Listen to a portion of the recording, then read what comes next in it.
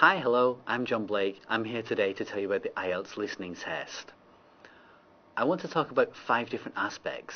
Let me begin with the format of the test. I'll move on to the tasks that you're asked to do. Then I'll give you some specific examples. The last 2 sections are basically about advice. Part 4, I'm going to be talking about general advice for listening, and the 5th section will be some specific advice on the test itself, kind of the test tips. Okay, let's begin with the format of the test. Essentially, the test is dictated by a cassette. The cassette lasts 30 minutes, which is the time of the test. However, you're not listening actively for the whole 30 minutes, which is good because you'd probably miss information. The test itself is divided into 4 sections. Each section has 10 questions. So you've got 10, 10, 10, 10. I guess that makes 40 questions.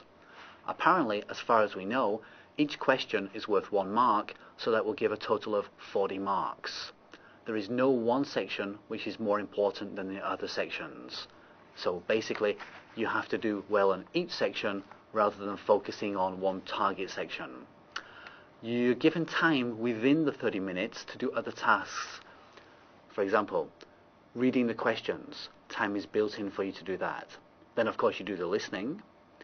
Time is built in for you to write down your answers. And finally, you're given time to transfer your answers to the answer sheet. Don't forget, when you transfer your answers, do it carefully. If you've got the right answer in your notes, but unluckily you transfer it and put the wrong answer on the answer sheet, you get no credit for it.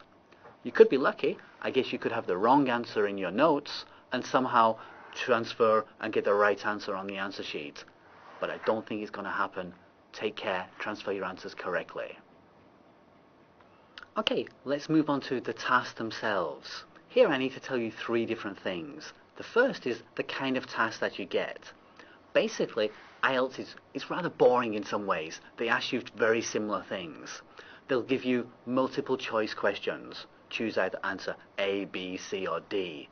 They'll give you a sentence and you have to complete the last few words. For example, today I went to the... and then you're going to have to put in a place, we guess.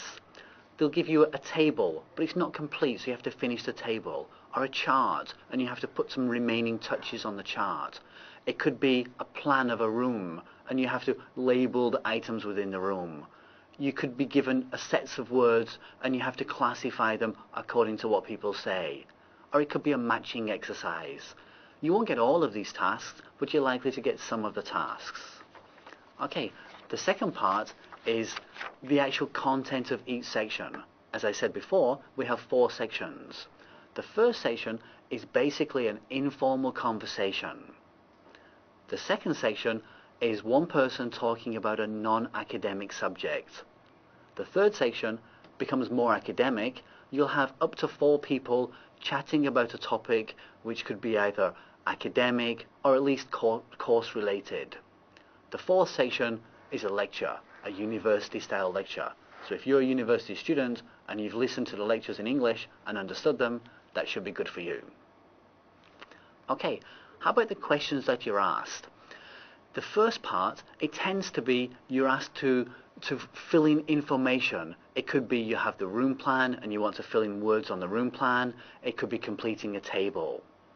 For the other 3 sections, it's more likely that you're given a blank and you have to fill in words or numbers in the blank. Don't forget, there's a standard rubric. If you fill in the words, they ask you to fill in not more than 3 words. I think the word is up to a maximum of 3 words. Don't put 4 because your answer will automatically be marked wrong.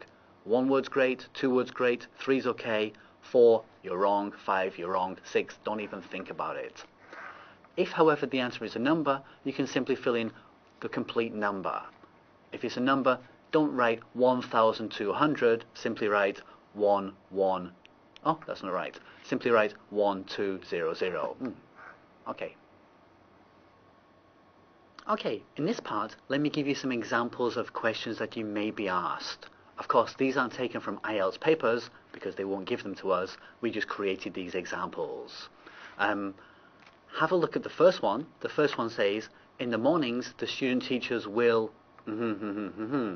Okay, we've got to try to guess the missing words. Now, we don't know exactly what they are, but we can probably predict the parts of speech. Will, it should be followed by a verb, so we know it's a verb form. We can have up to 3 words, so it could be verb and verb. I wonder what it is. We'll have to listen to it in a moment. The second one, student teachers could be teaching large classes with up to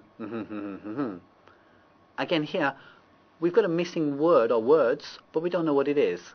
My guess is it's a number though. But it's a number of what? People, students, tables, teachers? We're not sure, but we can make a guess, can't we?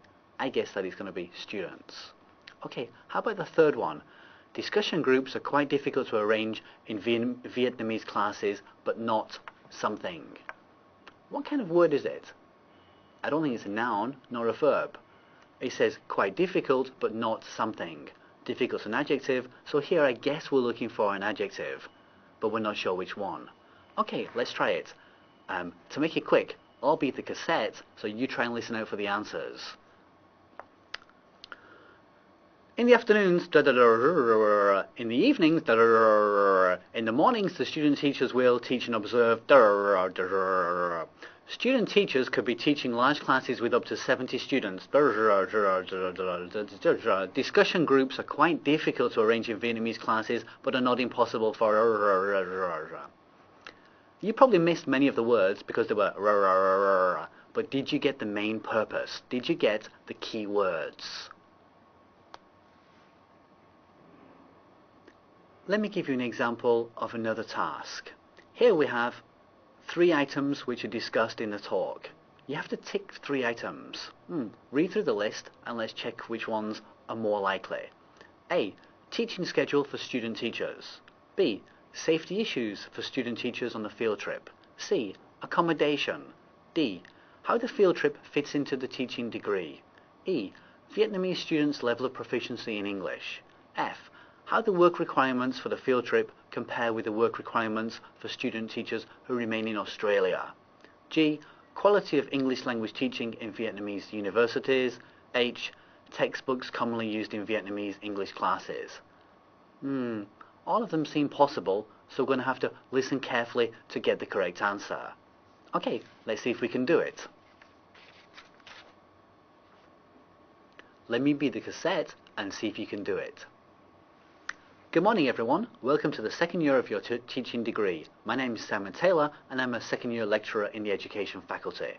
Today I'll be giving you an overview of your field trip to Ho Chi Minh City, Vietnam that you all registered for last year. Okay, I think we have to discuss quite a few issues. The first one is going to be the schedule that you're going to follow while you're there. You'll be teaching in the morning, you'll be following courses in the afternoon, and in the evening you're going to have some teaching again. Fortunately, you're going to get a little bit of pocket money for the evening teaching. It's not so much, but it will enable you to buy a coffee or a drink. Okay, probably that pocket money is going to come in useful because unfortunately the cost of the course has got to be increased. You all wanted to stay in good accommodation, so we booked 5-star hotel accommodation for you. Unfortunately, the course now costs 3 times what it was originally advertised as. I hope that's okay with you. The final thing is safety. Now, a lot of people say that it's not a safe place to go to. That's totally wrong. It's not. Some places are not safe, some places are. Where we're staying is ridiculously safe. You'll have no problem whatsoever. So there's no need to worry about anything. However, I suggest that you take the normal precautions. Don't carry too much money, don't wear Rolex watches, and behave as though you're incredibly rich. Just pretend to be normal. Okay, let me move on to the fourth section. Basically here, I want to try and give you some general advice for your listening. A lot of people say they practice listening because they watch TV, they listen to songs in English, they listen to the radio. Sure, the background noise may be English, but are you really practicing listening? To practice, you need to have a purpose. Now, if you're watching the pictures on a screen and you're just enjoying the action on the screen, you may not actually have a purpose. Give yourself a purpose. Let me give you some examples. If you're watching the news, can you pick out the who, the when, the what, and the why of a particular action? When you're watching an informal program such as Friends, a serial drama, can you pick out the names of the characters? If you can do that, then you have a purpose. But I feel that many people tend to watch TV, and not really have a fixed purpose, so they're not so focused on the listening. My suggestion is, whatever you listen to, give yourself a purpose. That is, set yourself a question. What do you want to find out? Okay, after you've listened to it, you really need to evaluate your performance. Could you get the answers to your own question? If you listen to, let's say, use the example of Friends, if you listen to Friends and at the end you still couldn't name the characters, is that because your listening was poor? Is that because you missed the words? Is that because the words weren't mentioned? My guess is the characters' names were mentioned, but you missed them. How about the news? Did you listen to the headlines? Could you get the when, the where, the why, the whos? If you could, then great. If you couldn't, you've got to think, why did you miss it? It could be that your vocabulary was limited in that area. It could be that it wasn't mentioned. But it's much more likely that your listening wasn't good enough or the vocabulary was too complex for you. That brings us to the last part, the tips for IELTS. The most important tip I want to give you is that you have to study. You can't suddenly practice one day before the test and expect to improve. You need to follow a course of study so that you've got the best preparation possible. There are a number of books available on the market that can actually help you with that. Now, I'm not trying to publicize the book so much, I'm just trying to give you an idea that there are many books out there that you can follow. You don't have to particularly buy them, because you can come to the SIL in PolyU and use them there, providing you're a PolyU student. Okay, let me give you some examples. Here's one book, another one, oh, and a final one, and I guess there are hundreds more available. Other things you can do, you can actually practice some past papers which are available. Now, these are in book format now, but they give you a very good idea about what the test is actually going to be like. So, preparation, that's the key thing. Okay, let me move on to some more specific tips for the test itself. 1. You need to know the format of the test. Do you already know it? 4 sections. Each section has got different purposes, different types of questions. If you can't remember them, rewind this and listen again. Don't forget, 3 words. Many of the blanks require you to fill in up to a maximum of 3 words. If you fill in 4, automatically it will be marked wrong.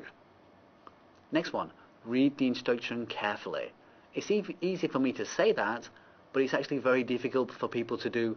They tend to rush into the question, and sometimes the instruction is key and you may answer completely wrongly. So please double check the question's instruction. Next part, the question itself. Once you've read the question, had a skim through the rubrics and all the information, then you can make your best possible prediction about what the answer is going to be. Now, maybe you can't guess the exact word, but you can probably guess the type of word, whether it's a noun, an adjective, some sort of phrase. So this will really help you focus when you listen. Don't forget, you're only going to listen to it once. You can't take a chance of missing it. So try to predict the kind of word you're listening for. Ideally, even predict the particular words. If you can predict it, it's much easier to listen to it. Okay, and I guess the last point I want to mention is you only need to focus on the answer. The cassette's quite long, it'll have many words that you don't understand, many words are going to be unclear just like that, but it doesn't matter. You need to listen only for the answer. So for the parts that you don't get, don't worry about it, just focus on the answer itself. Okay, good luck with your test.